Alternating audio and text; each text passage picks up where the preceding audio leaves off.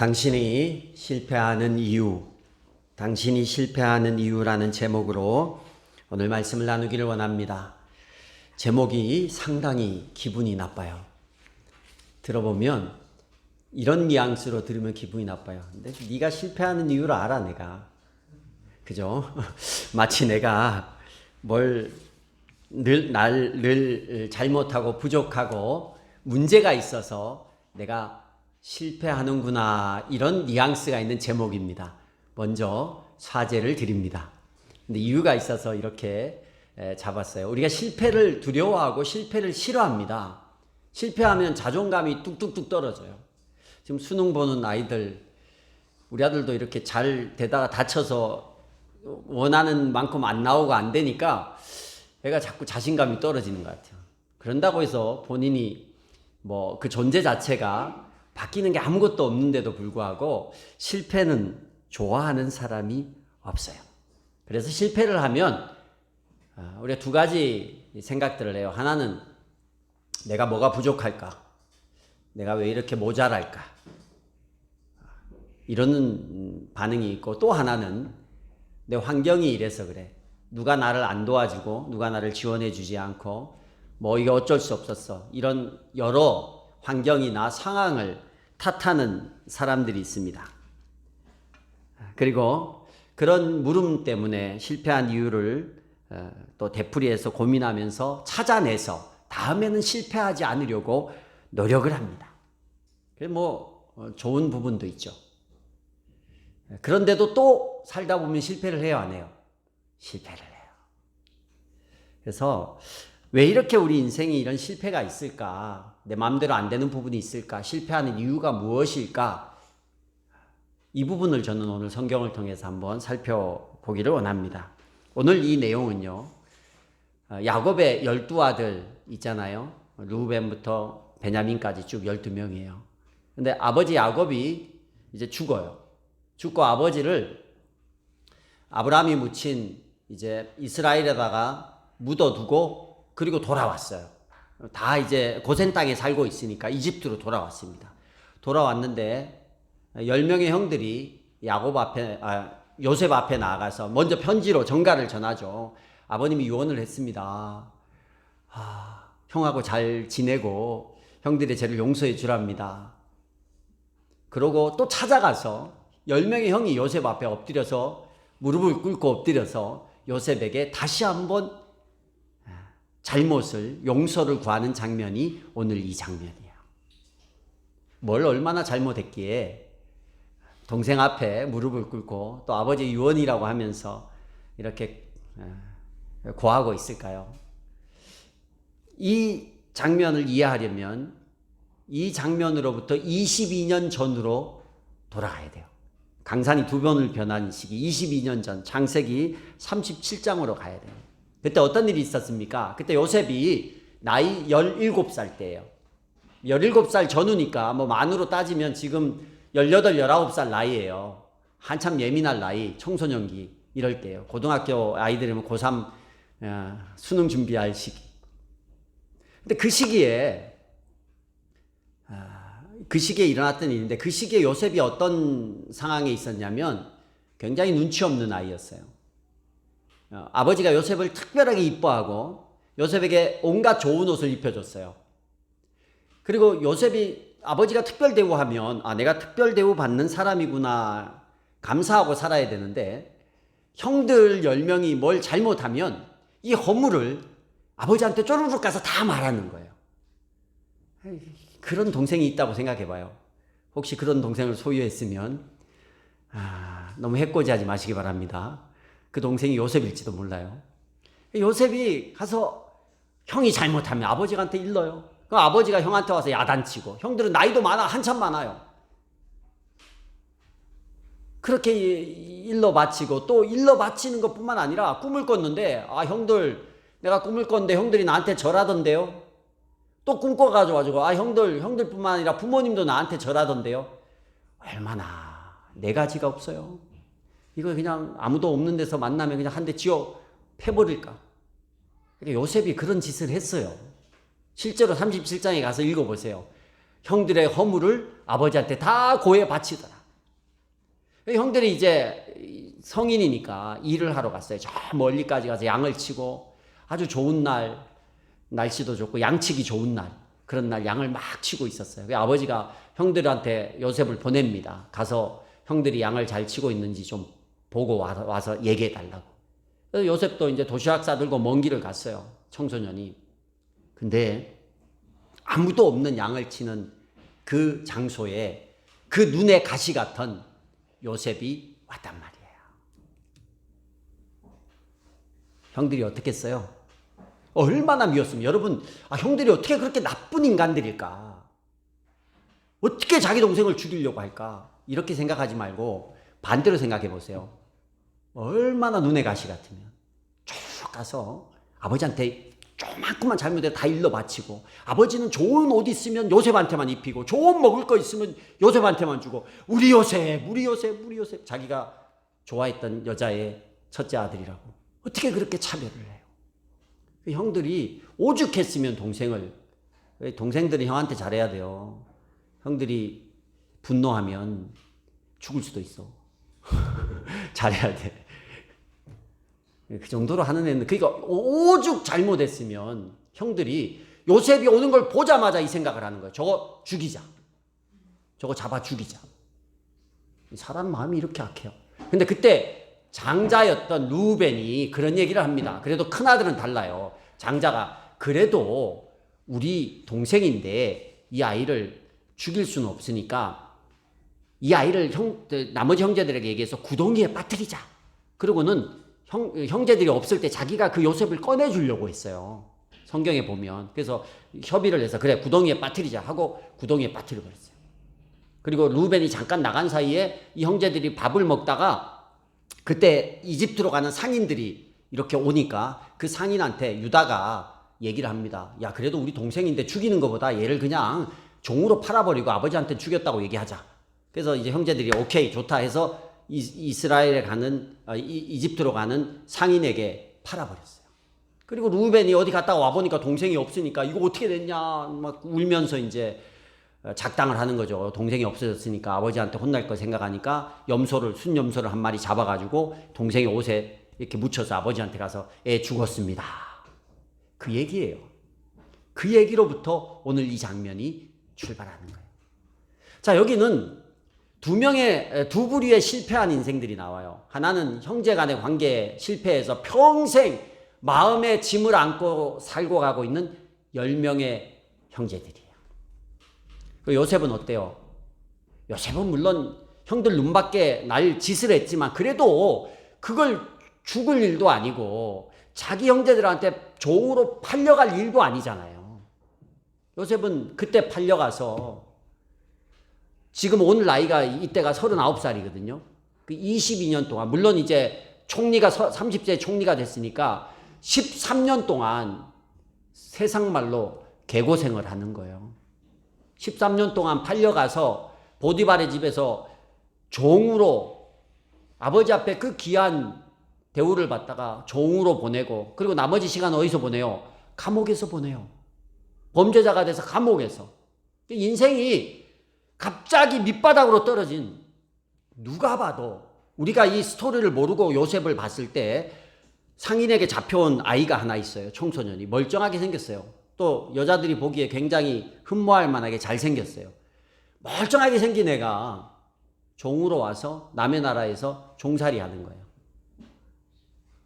여러분 그거 볼 때 주위 사람들이 요셉을 어떻게 바라봤겠어요? 야, 저 인간 참 불쌍하다. 누가 봐도 불쌍한 인생이에요. 열심히 종의 역할을 감당했는데 누명을 써서 감옥에 들어왔어요. 감옥에서 열심히 생활했지만 간수가 보기에 그 스토리를 들어보니까 잘못한 게 없는데 감옥에 와 있는 거예요. 세상 불쌍한 사람이에요. 어떻게 일이 풀려도 하는 족족 이렇게 안 풀릴 수가 있을까? 어떻게 이렇게 실패하고, 어떻게 이렇게 고난을 당하고, 어떻게 이렇게 어려울 수 있을까? 형들은 어때요? 형들은 평생 자기 동생 버린 그런 죄책감을 가지고 지금 이때까지 22년 동안 그렇게 마음의 죄책감을 가지고 살아가는 거예요. 여러분, 이 형제들, 12명의 형제들은 그런 어려움 가운데 어떻게 보면 세상적으로 손가락질 받고 불우하다고 불쌍하다고 또 내 마음의 짐을 가지고 22년을 살아가는 거예요. 자, 우리 요셉이 성공한 인생입니까? 실패한 인생입니까? 총리 되기 전까지는 누가 봐도 실패한 인생이에요. 근데 그 실패한 이유가 뭐예요? 요셉이 잘못해서 아버지한테 허물을 얘기해서 아버지의 사랑을 독차지해서 표면상은 그래 보여요. 그래서 우리가 보는 인간의 시선은 그거예요. 야, 요셉은 눈치가 없어. 네 가지가 없어. 형들을 아버지한테 막 이렇게 걔는 인생이 그렇게 될 인생이야. 이건 누가 보는 시선이에요? 절대적으로 사람이 보는 시각이에요. 요셉이 사람이 보는 시각으로 자기의 실패를 보고 자기의 실패를 이기려 하면 어떻게 했겠어요? 사람의 시각으로 이 상황을 보면 요셉은 원수 갚아야 돼요. 내가 그랬다고 어떻게 형들이 나를 버릴 수 있어? 형들이 나를 죽이려고 할 수 있어? 내가 이거 그냥 둘 수 없어. 아버지 살아계실 때는 아버지가 들으면 슬퍼하니까 내가 깜짝 못했지만 아버지 돌아가시면 내가 이것들 다 내 총리인데 다 구덩이에 빠뜨려 버릴 거야. 아마 구덩이를 자기 구덩이보다 더 깊게 파서 10명을 잡아다가 그 안에 다 집어넣었을 거예요. 사람의 시각이 그래요. 원수 갚고 내가 당한 대로 갚아야 되고 그리고 내가 실패한 이유를 계속 묵상하면서 괴로워하고 나의 부족함을 탓하기도 하고 또 내게 주어진 상황을 탓하기도 해요. 사람의 시선. 형들을 볼 때마다 상처가 떠오르고 형들은 요셉을 볼 때마다 두려움이 떠오르는 거예요. 근데 여러분 우리는 알잖아요. 성경이 이 일이 왜 있은지 아시죠? 이건 하나님의 시선이에요. 그래서 우리가 당면한 실패와 어려움을 사람의 시선으로 봐서는 안 된다라는 거예요.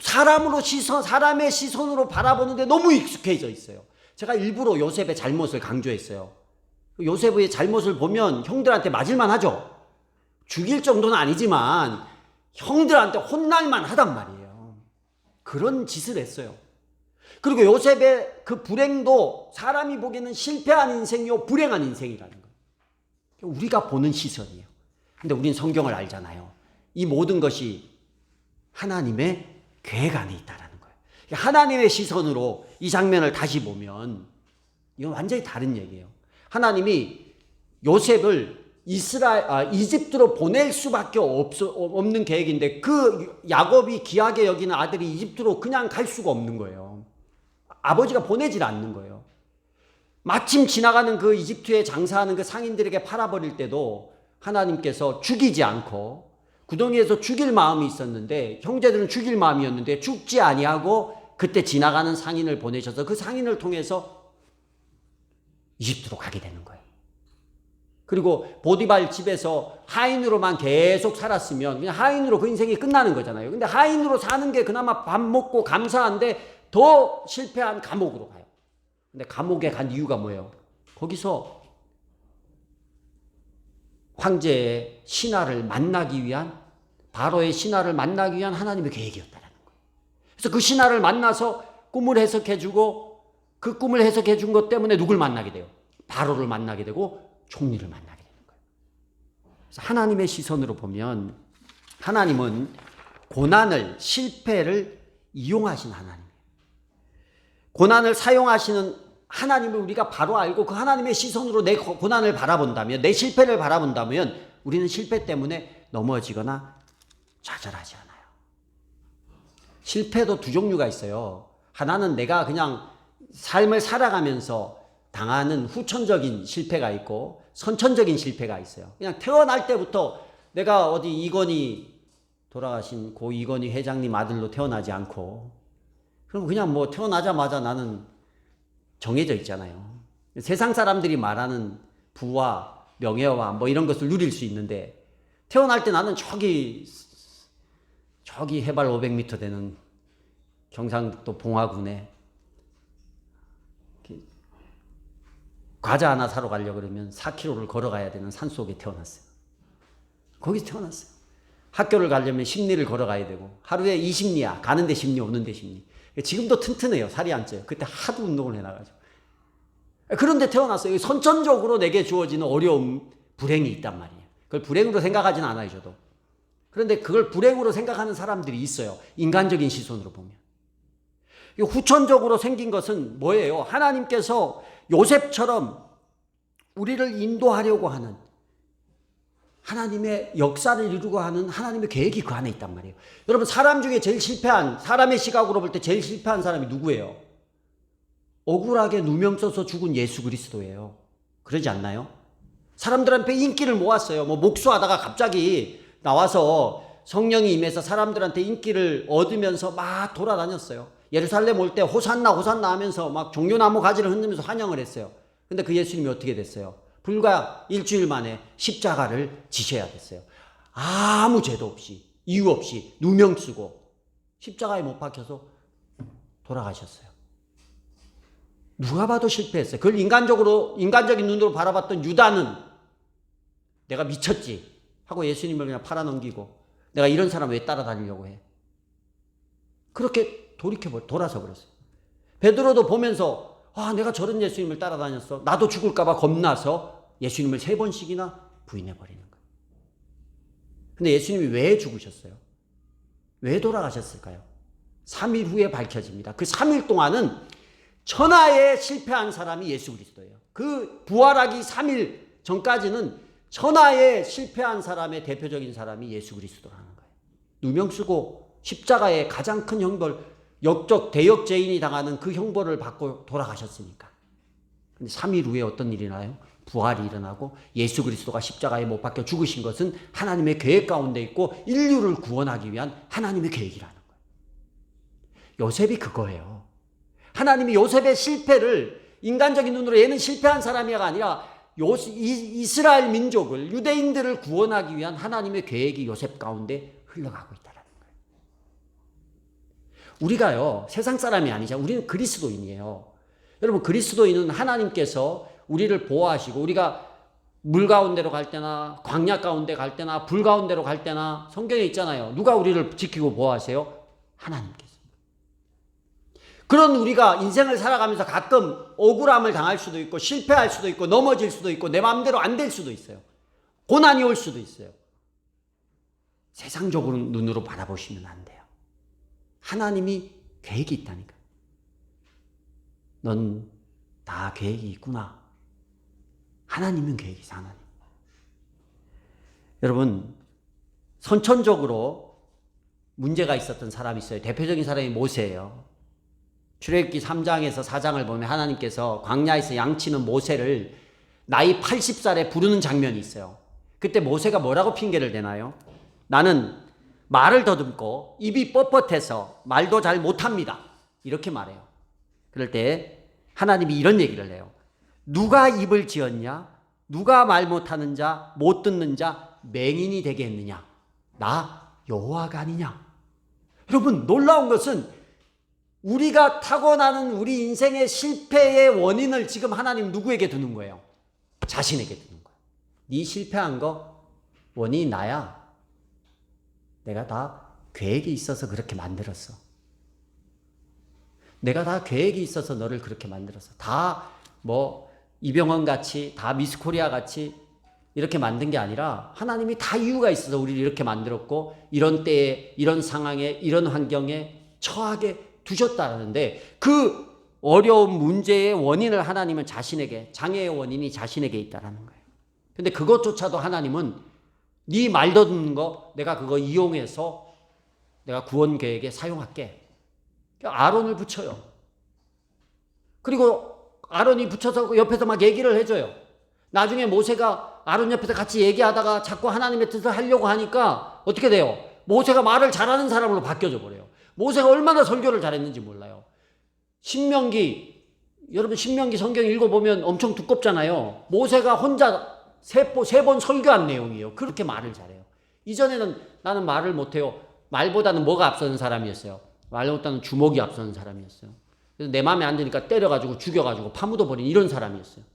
근데 하나님 앞에 나 말 못해요 하는데 하나님께서 그건 내 책임이야. 내가 도울게. 아론 붙이고 은사 주니까 말을 얼마나 잘하는지 설교를 그냥 신명기서 읽어보세요. 주옥 같은 얘기들을 모세가 막 하는 거예요. 하나님 그렇게 바꿔가는 거예요. 바울 어때요? 바울이 뭐라고 고백했어요? 자기가 가지고 있는 이 장애가 복음의 방해가 돼서 하나님 앞에 3번씩이나 기도했지만 하나님께서 고치지 않았어요. 그때 고치지 않고 그 모습 그대로 이용했어요. 자기 연약함이 있는데. 그래서 바울이 고백하잖아요. 고린도후서 12장 10절에 내가 약할 그때의 강함이라. 자기 약함을 이용해서 우리보다 더, 저는 정말 비행기 타는 게 힘들거든요. 비행기 타고 어디 미국 한번 갔다가 이렇게 오면 저는 그 비행기 타기 힘들어가지고 어디 가는 게 너무 싫어요. 너무 힘들어요. 여행. 근데 바울은 어떻게 했어요? 배 타고 가요. 배 타고. 맨날 며칠을 배를 타고 다녀요. 그 약한 몸을 가지고. 약하고 실패하고 내가 뭐 남들보다 못 가진 것 때문에 우리가 못 되지 않아요. 인간적으로 보면 왜 이 모양이야. 그런데 하나님의 시각으로 보면 하나님이 그 연약함을 가지고 더 놀랍게 사용하시는 분이 하나님이에요. 아멘. 여러분 닉 부이치치 아시죠? 아시나요? 사지가 없어요. 세상에 이렇게 실패한 인생이 어디 있어요? 태어날 때부터 실패한 인생이에요. 그가 기도 안 했겠어요, 여러분? 그 크리스찬인데 기도 안 했겠냐고요? 그러니까 수만 번 기도했을 거예요. 근데 그가 기도했는데 다리가 생기는, 팔이 생기는 기적이 일어나지 않았어요. 그러나 놀랍게도 그 사람은 지금 전 세계 600만 명에게 복음을 증거하는 일을 해요. 저는요, 멀쩡한 사지를 가지고도 수영을 잘 못하는데 제가 영상을 봤는데 수영을 얼마나 잘하는지 몰라. 물개 같아. 쑥 들어가니까 막 슉 하고. 드럼 치는 거 보셨어요? 팔다리가 없는데 그 조금 있는 몸의 일부를 가지고 드럼을 잘 쳐요. 못하는 게 없어요. 지금은 결혼해서 4 자녀의 아버지로 살고 있어요. 그리고 그 아무것도 없이 태어난 몸통과 머리밖에 없는 사람이 전 세계 600만 명에게 복음을 전할 줄 누가 알았겠어요? 실패하죠. 손가락질 받고. 너 불쌍한 사람이에요. 사람의 시각으로는.